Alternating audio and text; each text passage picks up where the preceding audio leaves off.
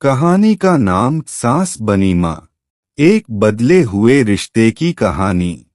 भूमिका।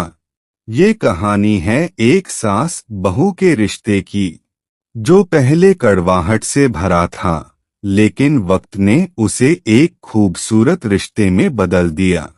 कहानी शुरू होती है। सुधा देवी एक सख्त मिजाज महिला थीं।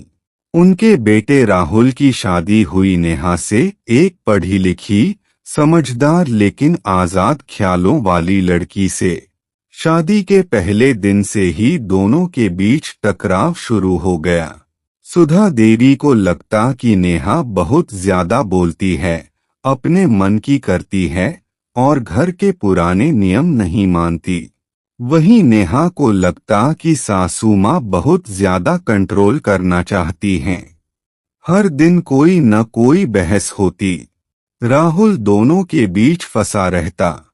एक दिन सुधा देवी ने गुस्से में कह दिया, हमारे जमाने में बहुएं अपनी सास की इज्जत करती थीं, जवाब नहीं देती थीं। नेहा ने भी पलटकर कह दिया, और हमारे जमाने में इज्जत कमाई जाती है, सिर्फ उम्र से नहीं मिलती। यह बात सुधा देवी को बहुत चुभी। फिर कुछ दिन बाद सुधा देवी की तबीयत अचानक बिगड़ गई। डॉक्टर ने आराम करने और दवाइयां समय पर लेने की सलाह दी। नेहा ने चुपचाप उनका ख्याल रखना शुरू कर दिया। दवाइयां, खाना, कपड़े, हर चीज का ध्यान रखने लगी।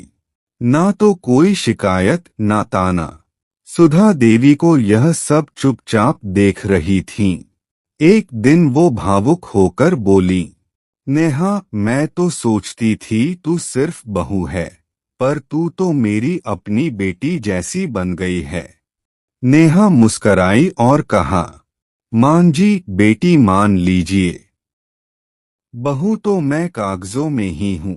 उस दिन से सास और बहू का रिश्ता बदल गया।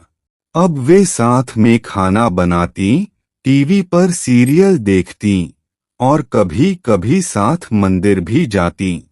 कहानी का अंत नहीं, एक नई शुरुआत। अब घर में शांति थी और राहुल भी चैन की सांस लेने लगा। नेहा अब सुधा देवी को माँ कहती थी और सुधा देवी अब मोहल्ले में सबको बताती थीं, मेरी बहू नहीं, मेरी बेटी है ये। सीख। रिश्ते खून से नहीं, व्यवहार से बनते हैं। थोड़ी समझदारी, थोड़ा धैर्य और सास बहू भी एक दूसरे की मां बेटी बन सकती हैं।